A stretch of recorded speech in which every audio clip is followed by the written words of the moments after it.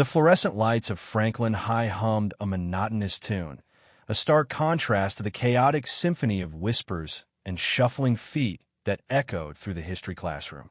Zariah Coleman stood just inside the doorway, a solitary figure silhouetted against the bright hallway. The weight of her backpack, packed with unfamiliar textbooks, pressed against her shoulders, mirroring the weight in her chest. Indiana felt a lifetime away. Here in the crisp Colorado air, everything felt sharp, unfamiliar, exposed. She clutched the strap of her bag tighter, the worn leather a small comfort in the sea of newness. Mr. Granger, a man whose hairline was receding faster than the Roman Empire, beamed at her with a practiced welcome. "Class, say hello to Zariah Coleman. She's joining us from Indiana." His voice boomed, amplified by the room's acoustics. A chorus of mumbled greetings met his announcement, a wave of indifferent sound washing over Zariah. She offered a small nod, her eyes scanning the room, cataloging faces she knew she'd likely forget within the hour. Each desk, each student seemed to exude an established camaraderie, a silent language she hadn't yet learned. She felt a familiar pang of isolation, a constant companion since everything. A cluster of girls in the back row caught her attention. Their laughter, sharp and brittle, cut through the low hum of the classroom. One of them, a girl with hair the color of spun gold and a smile that didn't quite reach her eyes, leaned in to whisper something to her companions. Their gazes, like laser beams, focused on Zariah.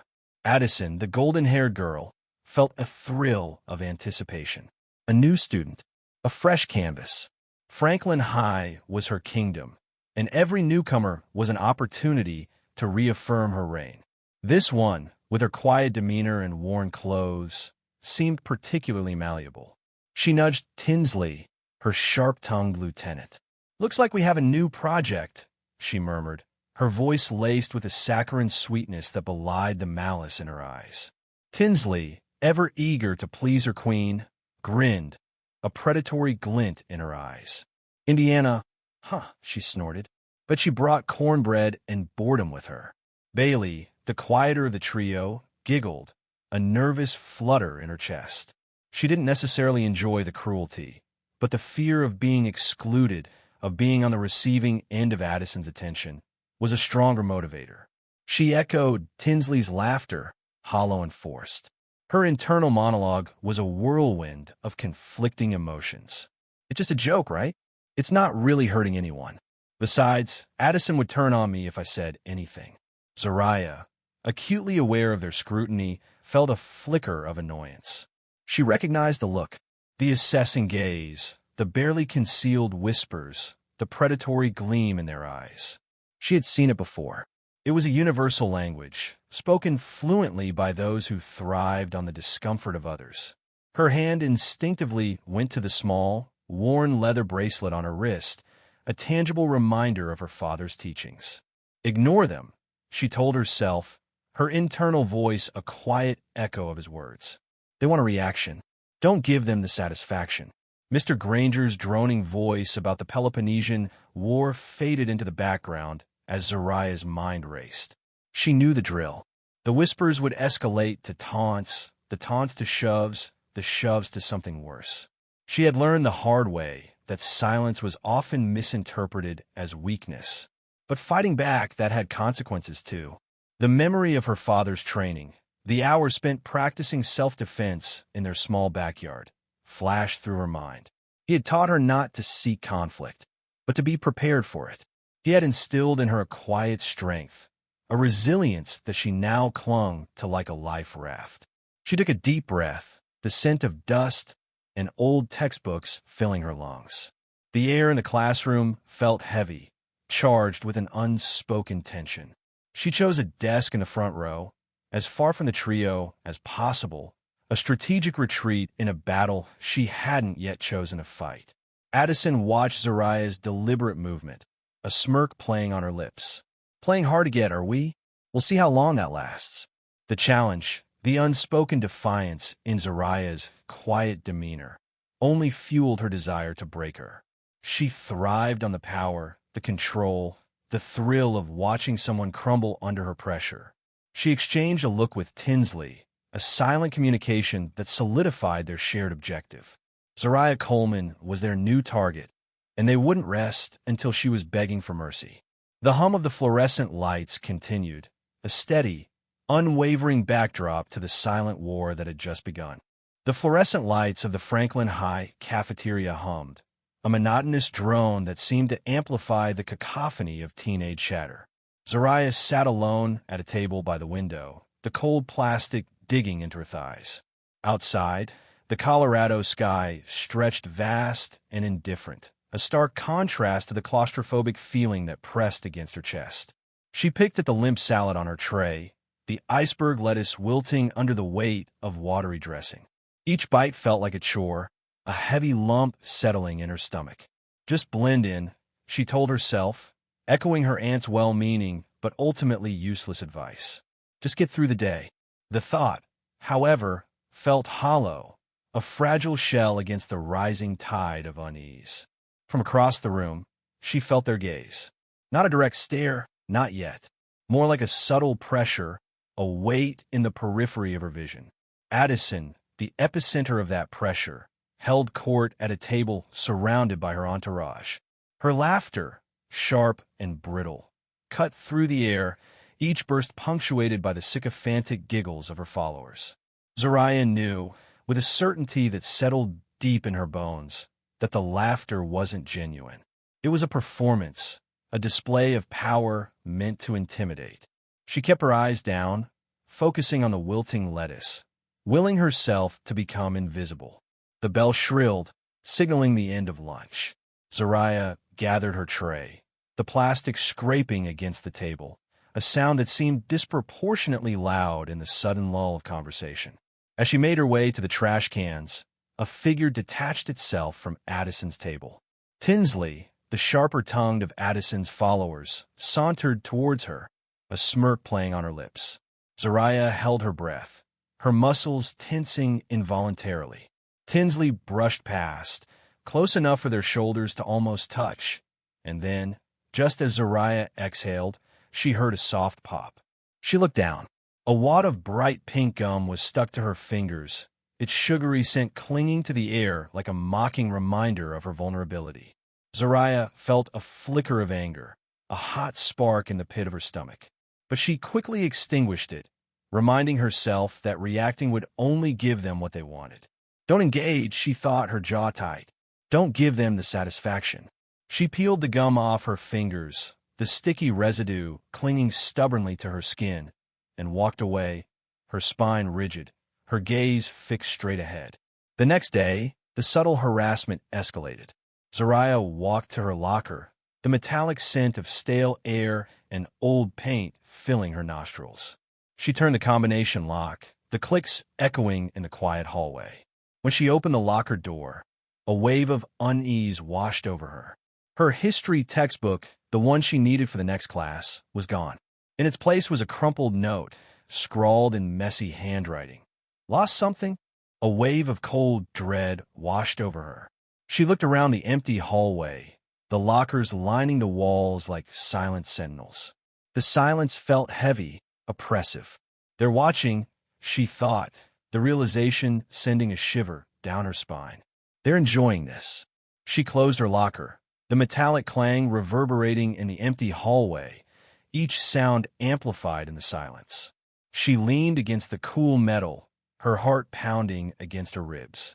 The hallway seemed to stretch endlessly, the lockers blurring into a monotonous row of gray. She closed her eyes, taking a deep breath, trying to quell the rising panic. Her father's voice echoed in her memory, calm and steady. Control your breathing, Zariah. Control your emotions. They're your greatest weapons. She opened her eyes, her gaze settling on the floor. A faint cough echoed from the end of the hallway. Bailey, the quieter one, stood there, feigning innocence, her eyes wide and guileless. Beside her, Addison leaned against the wall, a smug smile playing on her lips. She didn't need words. Her expression, her posture, the very air she breathed radiated triumph. Zariah felt a surge of anger, hot and sharp, threatening to overwhelm her carefully constructed composure. But she pushed it down, forcing herself to remain calm. They want a reaction, she reminded herself. Don't give them the satisfaction. She turned and walked away, her steps measured and deliberate, her spine straight, her gaze fixed on some distant point beyond the hallway's oppressive walls. The silence that followed her felt thick with unspoken words, heavy with the weight of their malicious intent. She could almost hear Addison's silent laughter echoing in the empty hallway, a mocking reminder of her powerlessness. But beneath the surface of Zariah's carefully constructed composure, a different kind of strength was growing, a quiet resilience that would not be broken. The aroma of jasmine tea and Aunt Marcia's famous sweet potato pie clung to the air, a comforting blanket against the chill settling in outside. Colorado evenings had a crispness Zariah wasn't used to, a stark contrast to the humid Indiana air she'd left behind. She sat perched on the edge of the worn floral armchair, the fabric cool against her skin. Her gaze was fixed on the swirling patterns of the rug, each loop a tangled reflection of the turmoil inside her. "I don't want to fight, Auntie," she murmured, the words barely audible above the gentle hum of the refrigerator. Marcia, a woman whose strength was etched not in harsh lines, but in the gentle curve of her smile and the unwavering warmth in her eyes, hummed softly. She placed a steaming mug of tea in Zariah's hands. "Honey, sometimes you ain't gotta fight. Sometimes just being you, standing tall, is enough." Zariah took a small sip, the sweet liquid a balm against the tightness in her throat.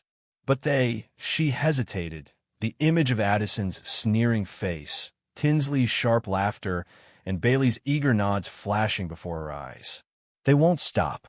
Marcia's smile faded slightly, a shadow crossing her face like a fleeting cloud. "You know, you can't just go through life fighting shadows," she said, her voice quiet but firm. "Your daddy, he fought so many. In the ring, out of it. Always fighting. I ain't fight nobody." Her words hung in the air, heavy with unspoken history. Zariah knew fragments of her father's life. The boxing matches, the struggles, the quiet dignity he carried despite the weight of the world on his shoulders. He'd taught her to fight, not for aggression, but for survival. He'd shown her how to stand tall, how to hold her ground when the world tried to knock her down. But he was gone now, another shadow she wrestled with in the quiet corners of her heart.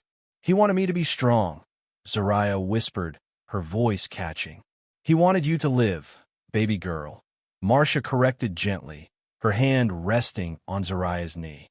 "Living ain't always about fighting. Sometimes it's about knowing when to walk away, when to hold your head high and let the noise fade." She paused, a wistful look in her eyes. "I watched your daddy break himself trying to fight every shadow he saw. It took him away from us, piece by piece." Zariah's fingers tightened around the warm mug, the ceramic a grounding presence against the rising tide of emotion. She remembered the training sessions with her father, the sting of sweat in her eyes, the ache in her muscles, the quiet pride in his gaze. She remembered the nights he'd come home bruised and weary, a ghost of a smile on his lips as he'd ruffle her hair. He'd been fighting for something bigger than himself. But what had he truly won? "He taught me how to defend myself," Zariah said, her voice barely above a whisper. "He did," Marcia agreed, her eyes holding Zariah's. "And that's a good thing, Zariah. Knowing you can protect yourself, that's power. But real power ain't always about throwing punches. Sometimes the strongest thing you can do is walk away, is refuse to let their hate touch you." The silence that followed was thick with unspoken words, with a weight of shared memories and inherited pain. The scent of jasmine tea mingled with the lingering sweetness of the pie, a fragile peace in the midst of the storm brewing within Zariah. She closed her eyes, letting her aunt's words sink in, letting them seep into the cracks in her heart, filling the voids left by her father's absence. He'd taught her the language of fists and footwork, the art of blocking and striking, the rhythm of combat. But he'd also taught her something more profound, something he hadn't always been able to practice himself, the quiet strength of resilience, the power of choosing her battles. "I don't want to be like him," Zariah confessed, opening her eyes to meet her aunt's gaze. Always fighting. Marcia's smile returned, a gentle bloom in the soft lamplight. You won't be, honey. You got a different kind of fire in you. A quiet fire. She squeezed Zariah's knee gently. You ain't gotta prove nothing to nobody. Zariah took a deep breath, the jasmine tea calming her frayed nerves. The fear that had been gnawing at her, the constant anticipation of the next taunt, the next shove, began to recede, replaced by a nascent sense of resolve. Her father had taught her how to fight. Now, her aunt was teaching her how to live. The shadows were still there, lurking in the corners of her mind, the echoes of laughter and whispers clinging to her like cobwebs. But in the warmth of her aunt's presence, in the quiet strength of her words, Zariah found a different kind of power. The power to choose her own path, the power to define her own strength, the power to silence the noise and find her own voice amidst the chaos. It wouldn't be easy, she knew, but for the first time since arriving in this unfamiliar town, a sliver of hope pierced through the darkness. Maybe, just maybe, she could find a way to navigate this new world without becoming consumed by its shadows.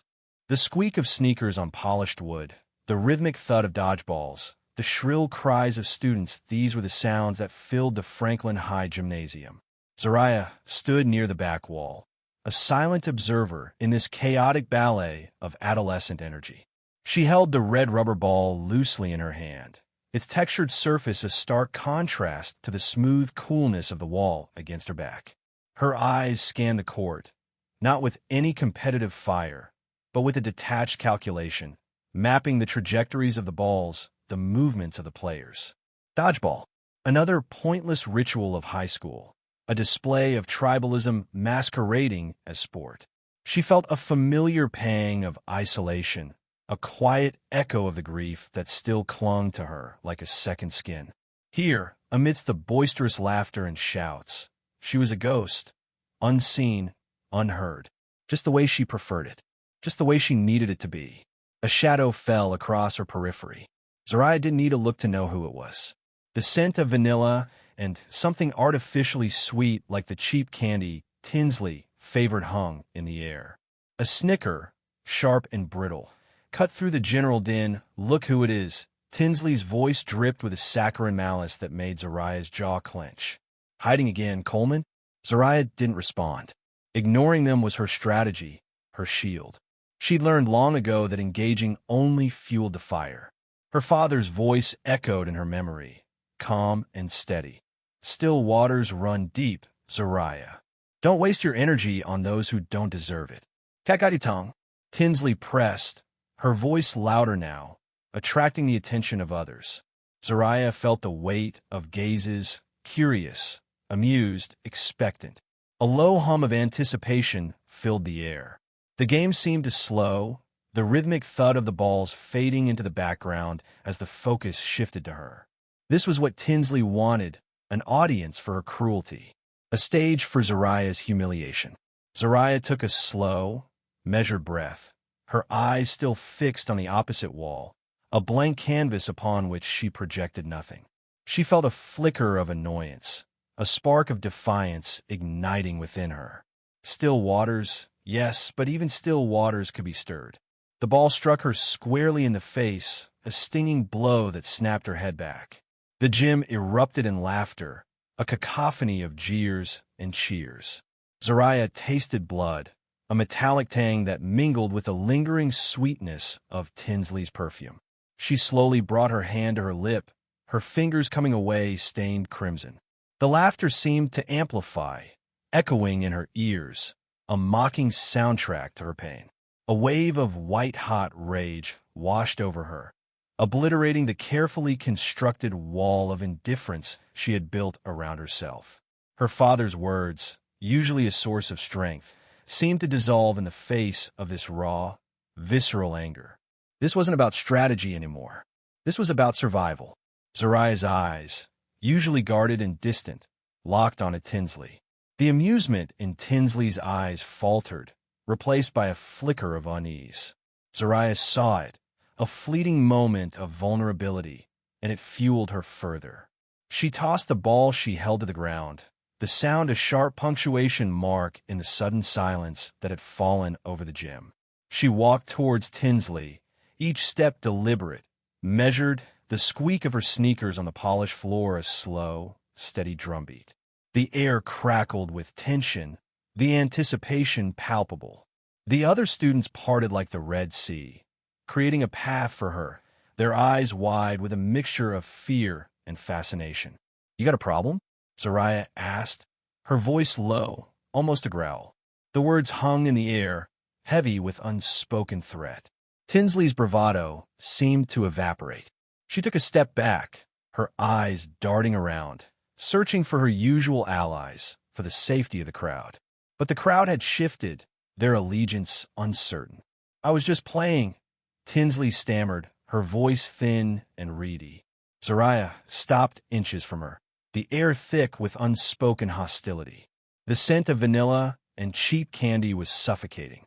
She could see the fear in Tinsley's eyes, the realization dawning that she had miscalculated, that she had poked a sleeping tiger. "Playing," Zariah repeated, her voice laced with ice. "Throwing a ball in my face is playing?" Before Tinsley could respond, a sharp whistle cut through the tense silence. Coach Hernandez stood at the edge of the court, his expression unreadable. "Coleman, Tinsley," he called out, his voice firm, authoritative. "My office. Now." Zariah felt a surge of frustration. She hadn't finished. She hadn't made her point, but she knew she had no choice. She turned and followed Coach Hernandez, her back rigid, her head held high. As she walked, she could feel the weight of the gazes following her, no longer filled with amusement, but with something else, something akin to respect, perhaps even fear. The shift had begun. The fluorescent lights of the cafeteria hummed, a dull, persistent drone that seemed to amplify the cacophony of lunchtime.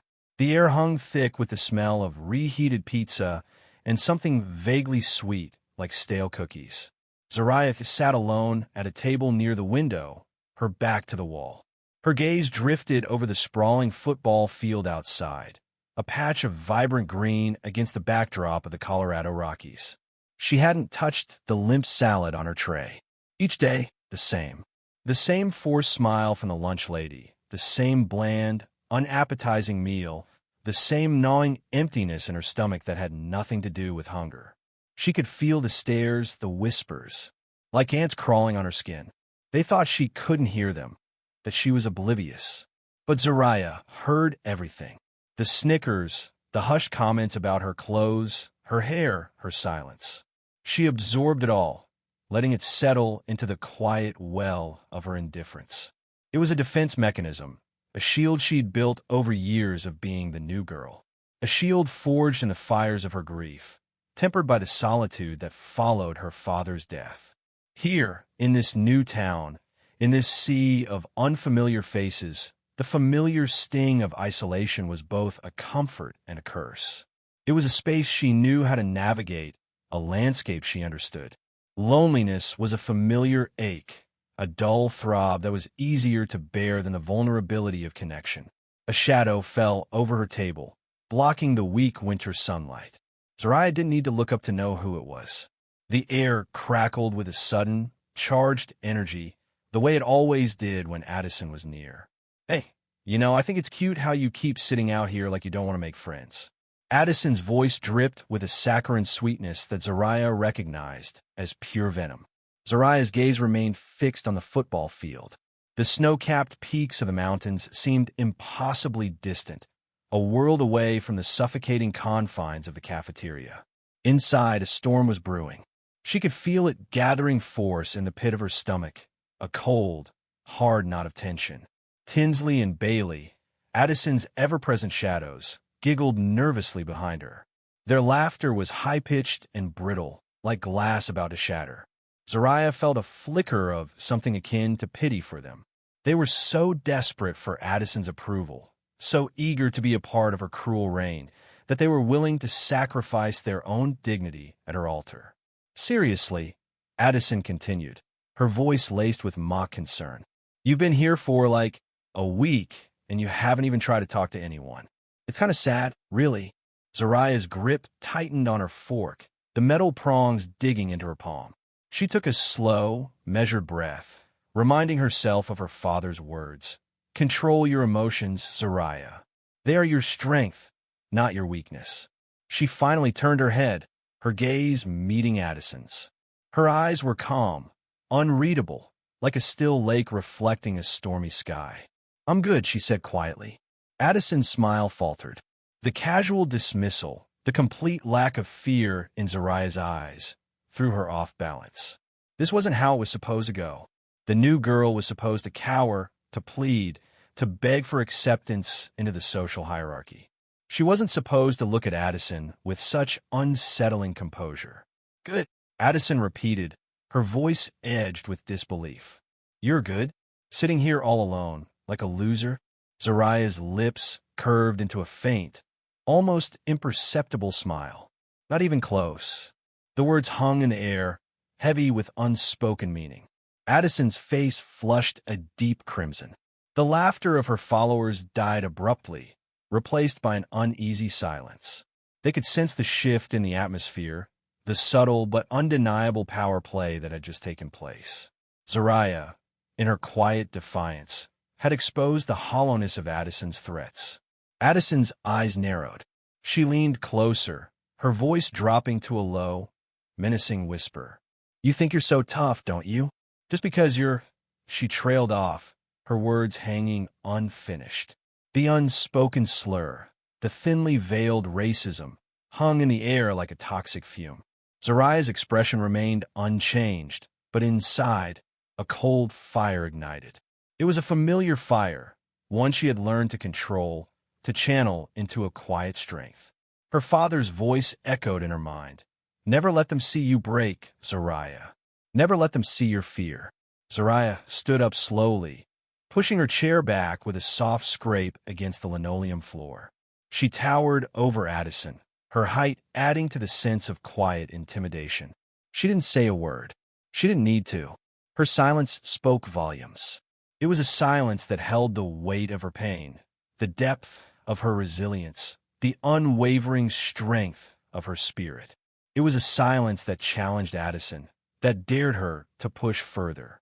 Addison took a step back, her eyes wide with a mixture of anger and uncertainty. The carefully constructed mask of confidence she wore began to crack, revealing the insecurity that lay beneath. For the first time since arriving at Franklin High, Zariah felt a flicker of something other than indifference. It wasn't quite satisfaction, not quite triumph. It was something closer to understanding. She understood now that Addison's cruelty stemmed from a deep-seated fear, a desperate need to control her surroundings, to assert her dominance over those she perceived as weaker. Zariah turned and walked away, leaving Addison standing there, speechless and shaken. The cafeteria erupted in whispers, the air buzzing with a new kind of energy. The spell had been broken. The balance of power had shifted. The muted glow of the laptop screen painted Zariah's face in a flickering light. The apartment's silence save for the hum of the refrigerator and the rhythmic tap-tap-tap of her fingers against the trackpad. The air, thick with a lingering scent of Aunt Marcia's jasmine tea, clung to her like a second skin, a familiar comfort in this unfamiliar place. Indiana, with its sprawling cornfields and the familiar weight of her father's presence, felt a lifetime away. Here, in Colorado, the mountains loomed, vast and indifferent, mirroring the hollowness that had settled deep within her. She clicked on another video, the grainy footage a portal to a past she both cherished and dreaded. Her father, younger, lighter, his eyes alight with a focused intensity, moved with a fluid grace that belied the power in his every strike. He wasn't just fighting. He was dancing, a silent conversation between his body and the world. A ghost of a smile touched Zariah's lips. He had called it their secret language, a language spoken not with words, but with the precise placement of a foot, the angle of a block, the swift, decisive strike. Hands up, mind sharp, feet light. His voice, resonant and warm, filled the small apartment, a phantom echo in the quiet night. Zariah closed her eyes, the words etching themselves onto the inside of her eyelids. A mantra she had carried with her since she was a child. You don't got to fight every time, but if they insist, you end it quick. He hadn't just taught her how to fight. He taught her how to survive, how to navigate a world that often saw her silence as weakness, her quietness as an invitation. He had given her a shield, forged not of steel, but of discipline and control, a shield she had carried unseen and used until today. The memory of Addison's sneering face, the sting of Tinsley's words, the echoing laughter of Bailey and their sycophants, it all coalesced into a knot of anger in her chest. She hadn't wanted to fight. She had tried to ignore them, to disappear into the anonymity of the crowded hallways, to become invisible. But they hadn't let her. They had pushed and prodded and chipped away at her resolve until she had no choice but to react. The fight itself was a blur, a series of instinctive movements, her body reacting before her mind could fully process. Her father's lessons, etched deep into her muscle memory, had taken over. The surprise on Addison's face, the shock rippling through the crowd, it was a fleeting satisfaction, quickly replaced by a wave of exhaustion. She hadn't felt powerful, not really, just empty. She opened her eyes, the screen reflecting a distorted image of her own face, the faint shadows beneath her eyes a testament to the sleepless nights, the constant weight of grief she carried. She wasn't her father. She didn't possess his easy charm, his infectious laughter. She was just Zariah, a girl trying to navigate a world that felt increasingly hostile, a world where her silence was often misinterpreted, her strength unseen. The video ended, the screen fading to black, leaving her staring at her own reflection. What would he think? Would he be proud of her for defending herself? Or disappointed that she hadn't found another way? The question hung in the air, unanswered, a silent echo of the loss that still reverberated through her life. She rubbed her temples, the faint throb a reminder of the day's events. Principal Meyer's lecture, the concerned look on Aunt Marcia's face, the whispers and stares in the hallways, it all felt distant, muffled, as if she were watching it unfold from behind a thick pane of glass. She hadn't meant to cause a scene. She hadn't wanted to become the center of attention. All she wanted was to be left alone, to grieve in peace, to find her footing in this new, unsettling landscape. But Franklin High, with its intricate social hierarchies and its unspoken rules, wasn't a place that allowed for solitude. It was a battleground, and whether she liked it or not, she had been drawn into the fray. A sigh escaped her lips, the weight of it heavy in the quiet room. She closed the laptop, the click echoing in the stillness. She needed air, needed to escape the confines of the apartment, the suffocating weight of her thoughts. She stood, her legs stiff from sitting, and walked to the window. The city lights twinkled below, a vast, indifferent expanse stretching out as far as the eye could see. She leaned against the cool glass, the chill a welcome sensation against her skin. Her father's words echoed in her mind, a comforting presence in the darkness. Hands up, mind sharp, feet light. It wasn't just about fighting, it was about being prepared, about staying alert, about navigating the world with a quiet strength, a hidden resilience. He had taught her how to survive, and she would.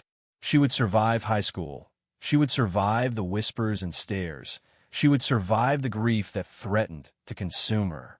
She would survive because that was what he would have wanted, because that was what she had promised herself she would do. The city lights blurred, the distant hum of traffic a lullaby in the night. She closed her eyes, taking a deep breath, the cool night air filling her lungs. Tomorrow was another day, another battle, and she would be ready. The fluorescent lights of Franklin High hummed a monotonous tune, a soundtrack to Zariah's silent trek through the crowded hallways. Each day felt like navigating a minefield, every corner a potential ambush. She kept her head down, her gaze fixed on the worn linoleum floor, a map of scuff marks and faded gum stains. It was safer that way, less chance of catching Addison's eye, less chance of igniting that predatory glint. 2 days. 2 days since the cafeteria incident, and the whispers had evolved into something more tangible, more insidious. Yesterday, it was a snickered comment, a tripped foot disguised as an accident. Today was different. A cold dread coiled in Zariah's stomach as she approached her locker.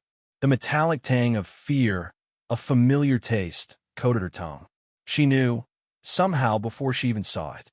There it was etched deep into the faded blue metal, stark and ugly. Trash.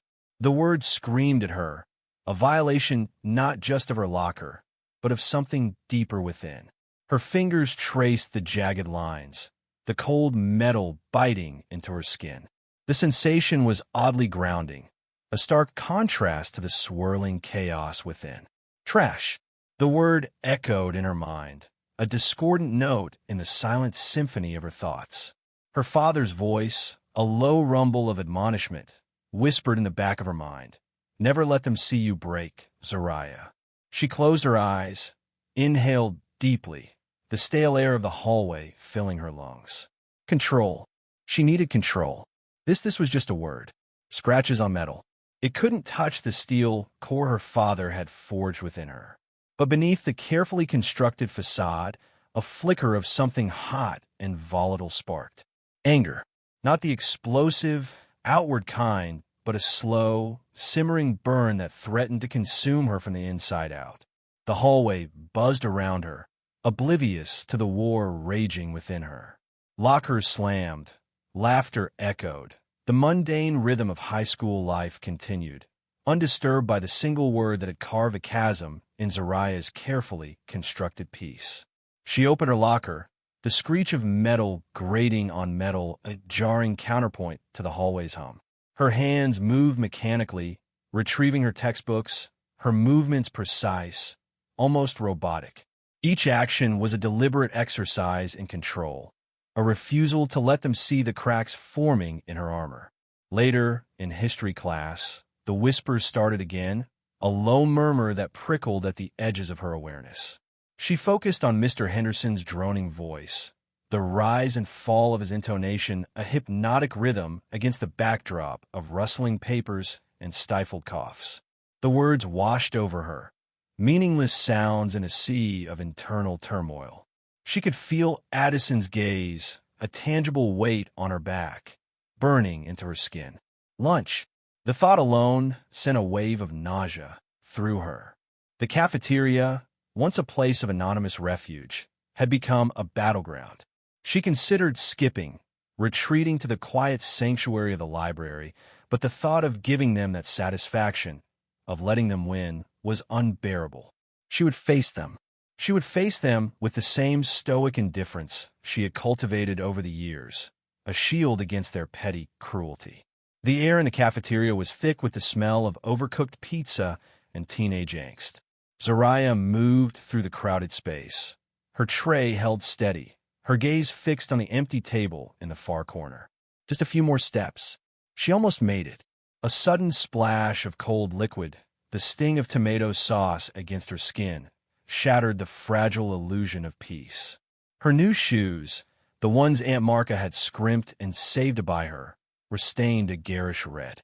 The laughter erupted, a wave of sound that crashed over her, drowning out the hum of the fluorescent lights, the clatter of trays, the mundane chatter of 100 lunchtime conversations.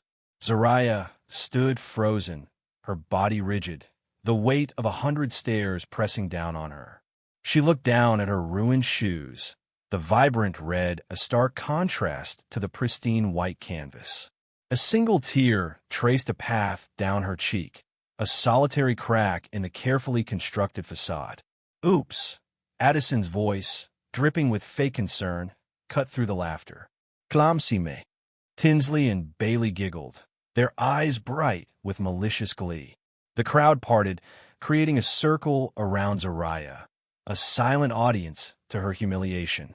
The simmering anger within her flared, a white-hot flame threatening to erupt. She closed her eyes, took a deep breath, her father's voice a calming presence in the storm raging within her. Control, Zariah. Control. But something had shifted. The steel core, once unyielding, had begun to bend. The years of suppressed grief, the constant struggle to maintain control, The relentless barrage of petty cruelty, it was all too much. The dam had cracked, and the floodgates were about to open. She opened her eyes, her gaze locking onto Addison's, the flicker of fear in the bully's eyes a spark of perverse satisfaction. This wasn't about the shoes. It wasn't about the words scrawled on her locker. It was about something deeper, something primal. It was about survival. The fluorescent lights of the locker room buzzed, a relentless hum against the tiled walls. Zariah breathed in the sharp scent of chlorine and sweat, a familiar aroma from her old life, from the community pool where she'd spent countless hours training with her father. Here, though, the smell carried a different weight, tinged with the metallic tang of anxiety. She opened her locker, the metal groaning in protest, a small, echoing sound in the otherwise empty room. Tuesday afternoons were for track practice, a world she hadn't yet dared to re-enter. The familiar ache in her muscles, the phantom feel of her father's hand on her shoulder, urging her faster, stronger. It was a pain she wasn't ready to confront. She reached for her gym bag, a plain, worn canvas thing, a relic from her past life. Her fingers brushed against something slick, something cold. She pulled her hand back, a slow, creeping dread unfurling in her gut. It was lotion. A thick, pearly white pool of it had seeped into the canvas, staining it an ugly off-white. Zariah closed her eyes, her jaw clenching so tight it ached. "Don't react," she told herself, her father's voice, calm and steady, echoing in her mind. "Don't give them what they want." But beneath the practiced stoicism, a flicker of anger ignited. It was a small thing, this lotion.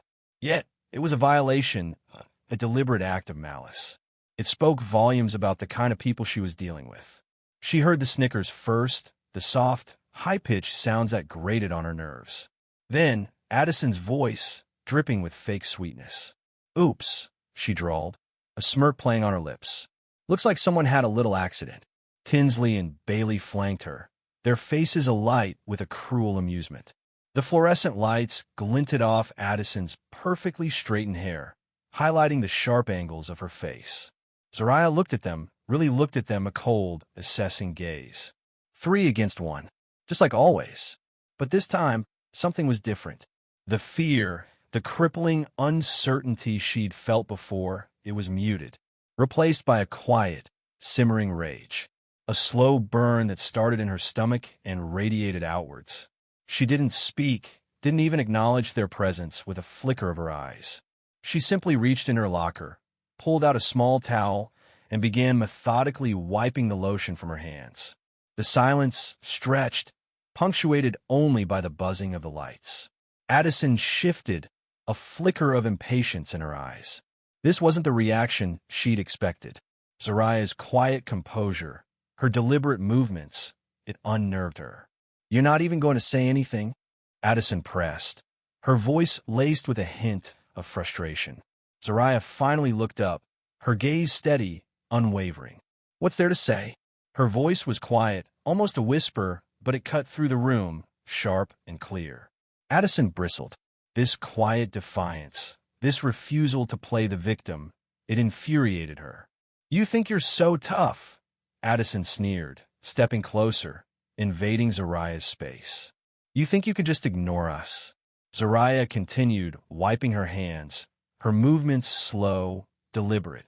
She met Addison's gaze, her own eyes dark, unreadable. "You sure?" The words hung in the air, heavy with unspoken meaning. A muscle twitched in Addison's jaw. "You don't scare me," she hissed, her voice tight with anger. Zariah's lips curled into a faint, almost imperceptible smile. "Good," she murmured, tossing the soiled towel into the trash can. The sound, small and insignificant as it was, seemed to echo in the sudden silence. What happened next was a blur of motion. Zariah moved with a speed and precision that startled even herself. Years of training, ingrained reflexes honed by countless hours of practice, took over. A swift block, a sharp twist of the wrist, and Addison found herself pinned against the lockers, her breath knocked out of her. Tinsley, caught off guard, lunged forward, only to be met with a swift kick to the stomach that sent her sprawling to the floor. Bailey, her eyes wide with terror, whimpered and fled, the sound of her retreating footsteps echoing in the suddenly silent locker room. Zariah stood over Addison, her chest heaving slightly, her gaze cold and hard. The anger, the simmering rage, had subsided, replaced by a chilling calm. She felt a strange detachment, as if she were watching the scene unfold from a distance. Addison struggled against her grip, her face flushed with a mixture of anger and humiliation. You, she sputtered, unable to form a coherent sentence. Zariah looked down at her, her expression unreadable. Next time, she said, her voice low and steady, think twice. She released Addison, who stumbled back, her eyes wide with shock and fear. Zariah turned and walked out of the locker room, leaving Addison and Tinsley crumpled on the floor, the silence broken only by their ragged breathing and the relentless buzzing of the fluorescent lights. The fluorescent lights of Franklin High hummed, a stark counterpoint to the hushed whispers that snaked through the hallways. The air, usually thick with the boisterous energy of teenagers, now felt heavy, charged with a strange mix of fear and fascination. Zariah, her knuckles still throbbing a dull ache beneath the ice pack clutched in her hand, felt the weight of 100 eyes on her back. It wasn't the kind of attention she craved, never was. This wasn't admiration. It was a mixture of awe and apprehension, as though she were some exotic creature, suddenly unleashed in their predictable ecosystem. She walked with her head down, the linoleum tiles a blurry canvas beneath her gaze. Her Aunt Marcia's words echoed in her ears, a steady mantra against the rising tide of anxiety. Hold your head high, Zariah. You did what you had to. But holding her head high felt like inviting more scrutiny, more of the whispered judgments that prickled her skin like 1,000 tiny needles. A small, shaky hand brushed against hers. It was Amani, her eyes wide and luminous with a respect that warmed Zariah from the inside out. You were amazing, she whispered, her voice barely audible above the low hum of the crowd. Zariah managed a small, tight-lipped smile. Amazing wasn't the word she'd use. Necessary, maybe. Survival. A bitter aftertaste lingered in her mouth, a mix of adrenaline and regret. She didn't enjoy the fight, the sharp sting of contact, the way Addison's face had crumpled in surprise, then pain. But she hadn't enjoyed the relentless taunts either, the insidious erosion of her dignity, the feeling of being preyed upon. This raw display of power was the only language they seemed to understand. The bell shrilled, an unwelcome intrusion, shattering the fragile peace. Zariah flinched, her body still humming with a residual tension. The crowd parted like the Red Sea, allowing her passage. Each step felt heavy, each glance a tangible weight. She wanted nothing more than to disappear, to melt into the anonymity of the crowd, but she knew that was impossible now. The fight, the swift and brutal ballet of self-defense her father had drilled into her, had made her a spectacle. Later, in the sanctuary of the library, the silence felt almost oppressive. She sat tucked away in a corner, surrounded by towering shelves laden with stories of other lives, other struggles. The quiet rustle of pages turning, the soft click of a keyboard, were strangely comforting, a balm to her frayed nerves. She pulled out her battered copy of To Kill a Mockingbird, seeking solace in the familiar words, in Atticus Finch's quiet strength. But even Scout's childhood adventures couldn't fully distract her from the storm brewing outside. Her phone buzzed, a relentless vibration against the wooden table. It was Marka. Zariah, are you all right? Principal Myers wants to see you. Her aunt's voice was tight with worry, a familiar thread of anxiety woven through her words. Zariah closed her eyes, drawing a slow, steadying breath.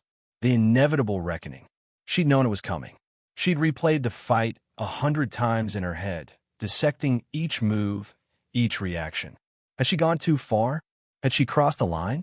The questions gnawed at her, a relentless chorus of doubt. The principal's office was sterile, impersonal. The air was thick with the scent of stale coffee and disapproval. Principal Myers, a man whose face seemed permanently etched with a frown, sat behind his imposing desk, his fingers steepled in front of him. Addison, Tinsley, and Bailey sat opposite her, their faces bruised and tear-stained, a tableau of injured innocence. Zariah felt a surge of anger, a bitter taste rising in her throat. They were the aggressors, the tormentors, and yet, here they sat, looking like the victims. She clenched her jaw, refusing to give them the satisfaction of seeing her crumble. "This behavior is unacceptable, Miss Coleman," Principal Myers began, his voice a droning monotone. "Violence is never the answer." Zariah wanted to scream, to tell him about the weeks of relentless harassment, the insidious whispers, the cruel laughter that had followed her like a shadow. But the words caught in her throat, a choked sob trapped in her chest. She knew it wouldn't matter. They wouldn't understand. They never did. As the principal continued his lecture, a low murmur filtered through the closed door, growing steadily louder. It was the sound of many voices, a rising tide of whispers and exclamations. Suddenly, the door burst open, and a group of students, led by Amani, surged into the room. Their faces were alight with a mixture of anger and defiance. "We saw the video," Amani declared, her voice ringing with conviction. "They started it. They were bullying her." Principal Myers sputtered, his face turning an alarming shade of purple. "This is highly inappropriate. Leave my office immediately," he bellowed. But the students held their ground, their eyes fixed on Zariah, a silent wave of support washing over her. Amani held up her phone, the screen displaying a grainy video of the fight. "Everyone's seen it," she said, her voice unwavering. "That girl had training. That wasn't no street fight. That was tactical." The words hung in the air, heavy with meaning. They were a validation, a recognition of the truth that had been buried beneath layers of whispers and assumptions. The fight wasn't an act of aggression, but an act of self-preservation, a testament to the quiet strength that simmered beneath Zariah's reserved exterior. The shift in public opinion was palpable, the air crackling with a newfound energy. The whispers in the hallways changed, morphing from condemnation to admiration, from fear to respect. Zariah, the quiet girl from Indiana, had become a symbol of resilience, a testament to the power of fighting back. The fluorescent lights of Principal Myers' office hummed a monotonous tune, a stark contrast to the chaotic symphony that had played out in the cafeteria just hours earlier. Zariah sat rigidly in the uncomfortable plastic chair, the chill of the air conditioning seeping into her bones despite the late spring sunshine filtering through the blinds. Her hands, calloused from years of training, rested loosely in her lap, a stark contrast to the tightly coiled tension she felt within. The scent of stale coffee and disinfectant permeated the air, a sterile aroma that did nothing to ease the throbbing pulse in her temples.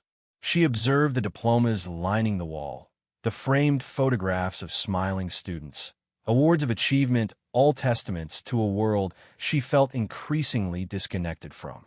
Each tick of the clock on the wall seemed to amplify the silence, a silence heavy with unspoken accusations and judgments. Had her father been here, he would have told her to breathe, to center herself, to find the stillness within the storm. But he wasn't here. He was gone, leaving a void that echoed in every quiet moment, in every difficult decision. She was alone, navigating this alien landscape of high school hierarchies and unspoken rules. Principal Myers, a man whose face seemed perpetually etched with a weary frown, sat behind his large oak desk, shuffling through a stack of papers. He cleared his throat, the sound echoing in the small, sterile room. "Zariah Coleman," he began, his voice flat and devoid of warmth. "You've been with us for less than a week, and already you're involved in a physical altercation." He paused, peering at her over his glasses. "This is unacceptable behavior." Zariah stared back at him, her expression unreadable. Inwardly, a bitter laugh threatened to erupt. Unacceptable behavior? Was it acceptable to be relentlessly harassed, to be the target of cruel taunts and public humiliation? She'd endured it for days, hoping it would fade, hoping she could simply become invisible. But invisibility, she was learning, was a luxury not afforded to those who dare to be different. "I didn't start it," she said, her voice quiet but firm. The words felt inadequate, hollow echoes of the complex emotions churning within her. Principal Myers sighed, a sound laden with practiced exasperation. "We have multiple witnesses, Zariah. Video evidence. You threw Addison across the cafeteria." The image flashed through her mind, Addison's shocked expression, the sudden silence that had fallen over the room, the way the air had crackled with a strange mix of fear and awe. A flicker of something cold and hard, a remnant of the rage she had tried so desperately to suppress, sparked within her. "I defended myself," she clarified, each word carefully measured. "Self-defense," Principal Myers repeated, a hint of disbelief in his tone. "From what?" "A few unkind words." Zariah's jaw clenched. "A few unkind words?" The relentless barrage of insults, the insidious whispers, the deliberate attempts to isolate and humiliate, these were not just words. They were weapons, wielded with the intention to inflict pain. She wanted to scream, to shake him, to make him understand the subtle cruelty that festered beneath the veneer of this seemingly perfect institution. But the words caught in her throat, choked by the suffocating weight of her own restraint. "I didn't hit first," she said, her voice barely above a whisper. I asked her if she was sure. The memory surfaced the way Addison had smirked, the condescending tilt of her head, the casual cruelty in her eyes. "She pushed me." The principal leaned back in his chair, his gaze unwavering. "Regardless of the circumstances, Zariah, violence is never the answer. We have a zero-tolerance policy here at Franklin High. Zero tolerance." The phrase echoed in Zariah's mind, a hollow, meaningless mantra. Zero tolerance for violence, but seemingly infinite tolerance for the kind of insidious bullying that chipped away at a person's soul, day after day, until there was nothing left but a shell of their former selves. The unfairness of it all pressed down on her, a suffocating weight. Her father's voice whispered in her memory, reminding her to stay calm, to control her emotions, to choose her battles wisely. But the injustice of it all gnawed at her, a burning ember in the pit of her stomach. 3-day suspension, Principal Myers declared, his voice regaining its official tone. "Effective immediately. And I expect you to attend anger management sessions with the school counselor upon your return." 3 days. 3 days away from the constant scrutiny, the whispers, the veiled threats. A part of her welcomed the reprieve. But another part, a deeper, more resilient part, recoiled at the injustice. She had defended herself, and she was being punished for it. The world, she realized, wasn't always fair. It wasn't always black and white. There were shades of gray, murky corners where the lines blurred and the truth became obscured by perception and prejudice. She stood up, her gaze meeting the principal's. "Is that all, sir?" she asked, her voice betraying none of the turmoil within. He nodded curtly, dismissing her with a wave of his hand. As Zariah walked out of the office, the fluorescent lights still buzzing overhead, she felt a strange sense of calm descend upon her. The suspension, the anger management sessions, they were inconveniences, yes, but they didn't touch the core of who she was. They couldn't diminish the quiet strength she carried within, the strength forged in the crucible of loss and honed by years of disciplined training. She had survived worse than this. She would survive this too. And in the quiet solitude of her suspension, she would find a way to navigate this new battlefield, a way to protect herself without compromising her integrity. The fight, she knew, was far from over. But she was ready. She had always been ready. The muted hum of the refrigerator was a constant in the quiet apartment, a low thrum that vibrated through the floorboards and up into Zariah's bones. She sat at the kitchen table, the laminate cool against her forearms. The overhead light cast a harsh, unforgiving glare, mirroring the tension that hung thick in the air.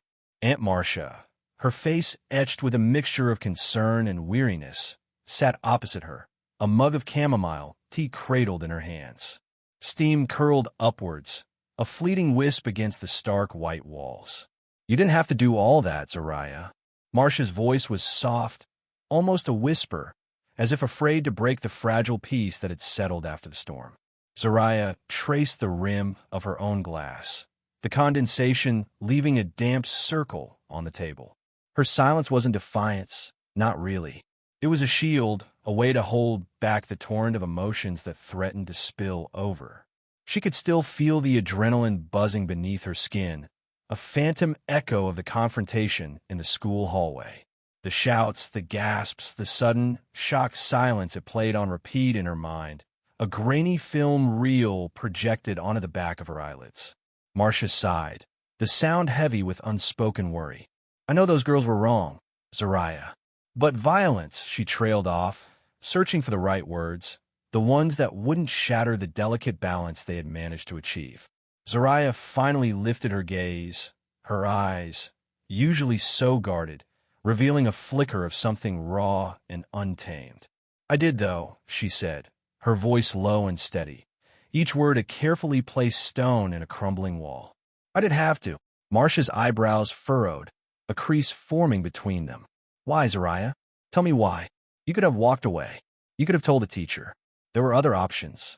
Her voice held a plea, a desperate hope that her niece would offer some explanation, some justification for the unsettling display of what? Anger? Control? Marcia wasn't sure. Zariah looked away again, her gaze fixed on the chipped paint of the windowsill. Walking away, telling a teacher. Those were options for people who hadn't learned the hard way that silence often emboldened predators. For people who hadn't witnessed the slow, agonizing erosion of dignity that came with constant, relentless harassment. She closed her eyes, the memory of her father's voice echoing in her ears, a ghost of guidance in the echoing chambers of her grief. Control the space, Zariah. Control yourself. Because sometimes, she said, her voice barely above a murmur, silence ain't peace. The silence returned, heavier this time, laden with the weight of unspoken truths. Marcia studied her niece, her heart aching for the hidden pain she saw reflected in those dark, guarded eyes. She had seen glimpses of it before, flashes of a steeliness that belied Zariah's quiet demeanor. The girl had always been reserved, even before. But the move, the loss, the new school had all layered onto her, hardening her shell, making her retreat further into herself. Another night, much the same. The hum of the refrigerator, the quiet clinking of dishes as Marcia washed up after a simple dinner.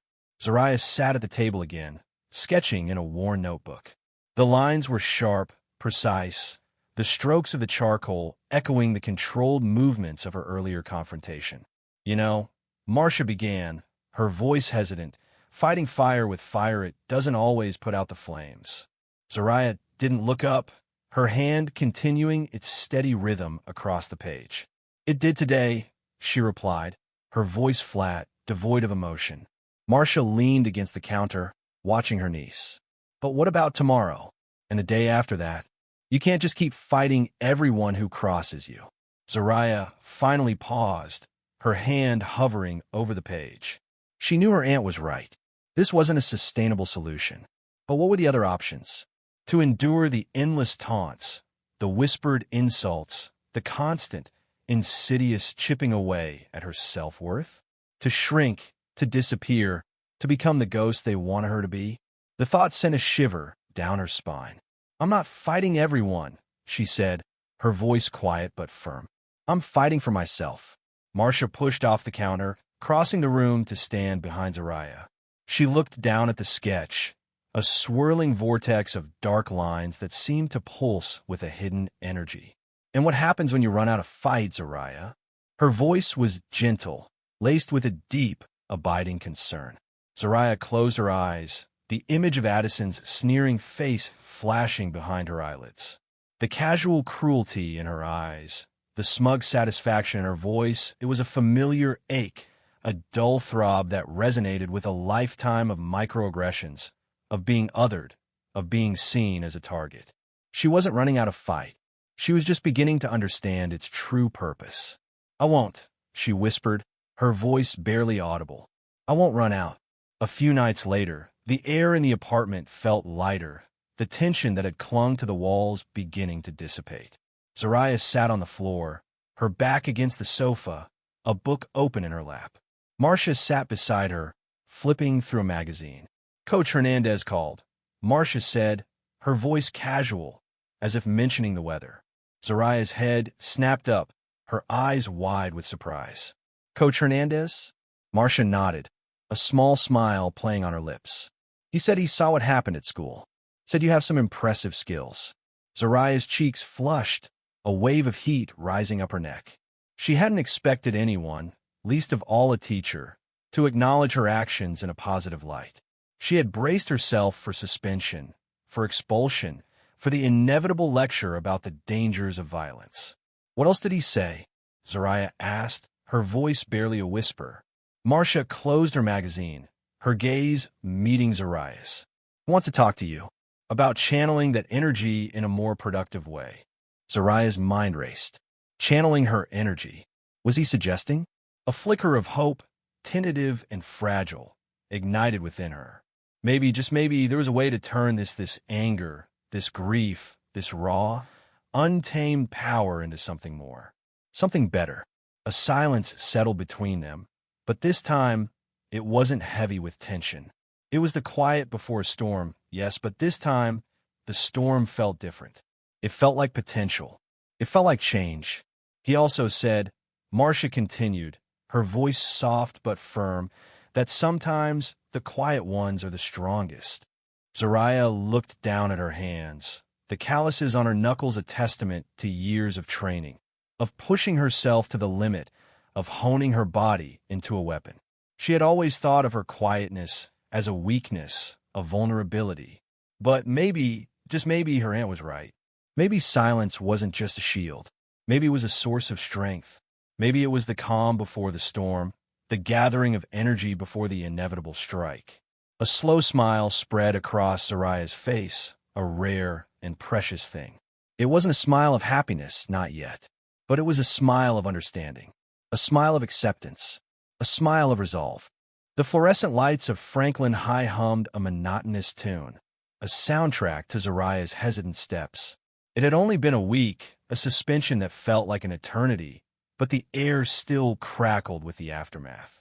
Each locker, each corner, each echoing footstep held the memory of that day, the day the silence broke. The whispers started before she even reached her locker, like a flock of starlings taking flight. Heads turned, eyes followed. She could feel their gaze, a tangible weight pressing against her skin. They're looking at me. Still, the thought echoed in the hollow space within her. This wasn't the curious stares of a new student. This was different. There was a flicker of something else in their eyes, a hesitant respect, maybe even fear. The realization sent a strange chill down her spine. She'd spent her life trying to be invisible, a ghost in the hallways of every school she'd attended, and now, after all this time, after all the effort to blend into the background, she was the epicenter of their attention. It was a cruel irony she wasn't sure how to process. She fumbled with the lock, the metal cold against her trembling fingers. The click echoed in the sudden quiet, a sound that seemed amplified in the hushed hallway. Inside, nestled among her textbooks, was a folded piece of paper. Not a crumpled ball of hate, not a threatening scrawl, but a neatly folded note. Her heart pounded against her ribs, a frantic drumbeat against the silence. A note? For me? The thought felt foreign, unsettling. She unfolded it carefully, her fingers tracing the crisp edges. Respect, it read, in simple block letters. Nothing more. No signature, no explanation, just that single, powerful word. A wave of emotion crashed over her, a confusing mix of relief and unease. Someone had seen. Someone had understood. But who? And why? The questions swirled in her mind, a disorienting vortex. She clutched the note, the paper a tangible symbol of the invisible shift that had occurred. The hallways felt different, the air less heavy. The whispers, though still present, lacked the sharp edge of malice. They were tinged with something else now, something that resembled awe. As she walked towards her first class, a familiar figure detached itself from the throng of students. Amani. Her presence, usually a beacon of quiet strength, seemed even brighter today, a defiant flame in the subdued atmosphere. "Hey, Zariah," Amani greeted, her voice calm and steady, a soothing balm to the chaotic symphony in Zariah's head. "Glad to see you back." Zariah nodded, a small, almost imperceptible movement. Words felt inadequate, insufficient to express the turmoil within. "You got the whole school talking," Amani continued, a knowing smile playing on her lips. "Sometimes you got to break silence to be heard." Zariah met her gaze, a flicker of understanding passing between them. "Break the silence." Her father's words echoed in her memory. He had taught her the language of the body, the silent dance of self-defense, not for violence, but for survival. He had taught her to find her voice in the strength of her stance, in the swiftness of her movements. He had prepared her for this, for the moment when silence was no longer an option. Later that day, in the echoing emptiness of the gymnasium, the scent of sweat and old wood thick in the air, Coach Hernandez approached her. He'd been a silent observer, a witness to her unwilling eruption. "Coleman," he began, his voice gruff but laced with an unexpected gentleness. "I saw what you did. You've got some serious skills." Zariah looked down at her hands, the familiar weight of her father's teachings settling in her bones. She'd only used what he'd shown her, the instinctive movements ingrained in her muscle memory. "Ever consider joining the wrestling team?" His words hung in the air, a surprising offer, a lifeline in the turbulent waters of her new reality. Wrestling, a world of controlled aggression, of disciplined strength, a world where silence wasn't weakness, but a strategic pause before the storm. The idea resonated with a part of her she hadn't realized was yearning to be acknowledged. It was a way to channel the storm within, to give it a purpose, a direction. Wrestling, she thought, the word a strange comfort in the quiet gymnasium. Maybe. The possibility unfurled within her, a fragile bud of hope in the aftermath of chaos. The note, Amani's words, Coach Hernandez's offer, they were all pieces of a puzzle she was only beginning to understand. They were signs of a shift, a ripple effect caused by the breaking of her silence. A silence that, she now realized, had been suffocating her, holding her captive. The fear hadn't disappeared, not entirely, but it was different now, less crippling, more manageable. It was overshadowed by something new, something unfamiliar, a flicker of self-worth, a nascent sense of belonging. As she left the gym, the setting sun casting long shadows across the polished floor, Zariah clutched the note in her pocket, the single word respect, a tangible reminder of the changing tide. She wasn't invisible anymore. And maybe, just maybe, that wasn't such a bad thing after all. The fluorescent lights of Franklin High hummed, a monotonous drone that mirrored the apathy Zariah felt towards the whispers trailing her down the hallway. It had been weeks since the incident, weeks since the hushed cafeteria, the shocked faces, the principal's office. Weeks since she'd felt the satisfying thud of Addison's body hitting the floor. The whispers had a different quality now, not the venomous hiss of gossip, but something closer to awe. She pushed the thought away, the sensation clinging to her like a damp cloth.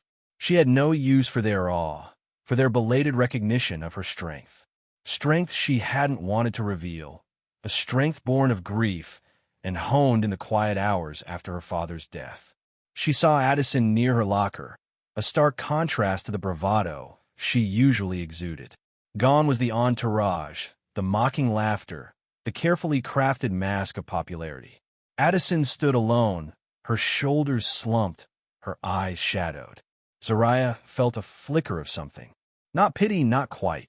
Perhaps a detached observation, like watching a wounded animal from a safe distance. Their eyes met briefly. Addison flinched, her gaze darting away as if burned. A ghost of a bruise still lingered beneath her eye, a testament to Zariah's precision. Zariah continued walking, her pace steady, her gaze fixed ahead. The whispers intensified, but she tuned them out, focusing on the rhythm of her steps, the weight of her backpack, the feel of the cool linoleum beneath her worn sneakers. Each step was a deliberate act of defiance, a refusal to be drawn back into their petty drama. She had more important things to focus on, like the quadratic equations swirling in her mind, the upcoming history test, the quiet comfort of her aunt's smile when she got home. Lunch was a solitary affair, a quiet corner in the library, a worn copy of Wuthering Heights open in front of her. The turbulent emotions of Kathy and Heathcliff, the wild, desolate moors, offered a strange solace, a reflection of the storm within her own heart. The library, with its hushed whispers and the scent of aging paper, was her sanctuary, a place where she could momentarily escape the suffocating weight of scrutiny. Later that week, Coach Hernandez intercepted her after gym class. "Coleman," he said, his voice gruff but kind, "I've been watching you. You've got some serious moves." His eyes, sharp and observant, held a hint of knowing. He knew, she realized with a sudden jolt, that her fighting skills were not the product of a casual self-defense class. He knew there was a story etched into her muscles, a story of loss and resilience. "I learned some things from my father," she mumbled, the words catching her throat. "Your father taught you well," he replied, his voice softening. "Ever consider joining the wrestling team? We could use someone with your talent." The thought had flitted through her mind before, a fleeting image of grappling on the mat, channeling her energy, her grief, into something productive. But fear, a deep-seated fear of exposure, of judgment, had always held her back.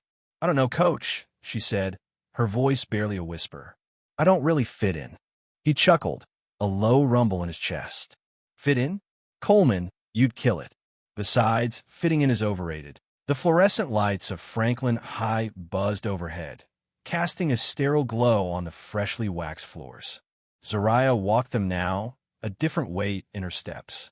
Not the weight of dread, the leaden cloak she'd worn for weeks, but something akin to purpose. The echo of her own footsteps seemed less solitary, less like a retreat. The faces she passed, some curious, some still apprehensive, some openly admiring, were no longer a blur. They were individuals, each a silent witness to the shift that had taken place. She disrupted the ecosystem, the unspoken hierarchy of Franklin High, and the ripples were still spreading. It had been a week since the incident, a week of whispers and pointed stares, a week of Principal Meyer's lukewarm lectures on appropriate conflict resolution. Lectures that felt more like reprimands for disrupting the carefully constructed facade of peace than addressing the root cause of the disruption. A week of Marca's quiet concern, her hand warm on Zariah's shoulder at night, a silent promise of support. A week of Addison's smoldering resentment, a look that promised retribution but lacked the courage to follow through. She stopped outside the gym doors, the familiar smell of sweat and rubber permeating the air. Her father's words echoed in her memory. "Fear makes you weak, Zariah. Strength is not about violence, but about control. Control of yourself, control of the situation." He had taught her more than self-defense. He had taught her how to find stillness within the storm, how to observe, to anticipate, to choose her battles. The wrestling team tryouts were in full swing. A cacophony of grunts and thuds spilled from within. Zariah hesitated, her hand hovering over the metal door handle. A flicker of doubt crossed her face. This was new territory. This was visible. It felt like stepping onto a stage after a lifetime spent in the shadows. But the thought of retreating, of shrinking back into the invisibility that had made her a target, spurred her forward. She pushed the door open. All eyes turned to her. Coach Hernandez, his arms crossed, watched her with a knowing look in his eyes. He'd seen something in her that day in the cafeteria, something beyond the controlled fury, something that resonated with the discipline he valued. He'd approach her a few days later, his words simple and direct. "I've seen you move, Coleman. You have potential. Think about it." Now, standing at the edge of the mat, Zariah felt a strange sense of belonging she hadn't anticipated. This wasn't just about fighting. It was about finding her place. It was about claiming a space in this new world. "Coleman, Coach Hernandez called out, a hint of a smile playing on his lips. Glad you decided to join us. The tryouts were grueling. Zariah was smaller than most of the boys, but her technique, honed by years of training with her father, was impeccable. She moved with a quiet intensity, her focus absolute. Each move, each hold, was a release, a way to channel the grief and frustration that had been simmering inside her. Later, as she walked home, the setting sun painting the sky in shades of orange and purple, Amani caught up to her. She'd been there at the tryouts, a silent observer, her presence a quiet show of support. You were amazing out there, Zariah, Amani said, her voice filled with genuine admiration. Zariah gave a small, almost imperceptible nod. The praise, the attention, still felt unfamiliar, but the warmth that spread through her chest was undeniable. You keep surprising me, Amani continued, a thoughtful look on her face. Sometimes it's a calm voice asking, you sure? Right before everything changes. Zariah stopped, turning to face Amani, a ghost of a smile playing on her lips. The words resonated deep within her, a perfect encapsulation of the power she'd found within herself. It wasn't about aggression, but about assertion. It wasn't about seeking conflict, but about setting boundaries. It was about knowing her own strength and not being afraid to use it. The final image was not of a triumphant victor, but of a girl walking into the sunset, her shoulders squared, her head held high.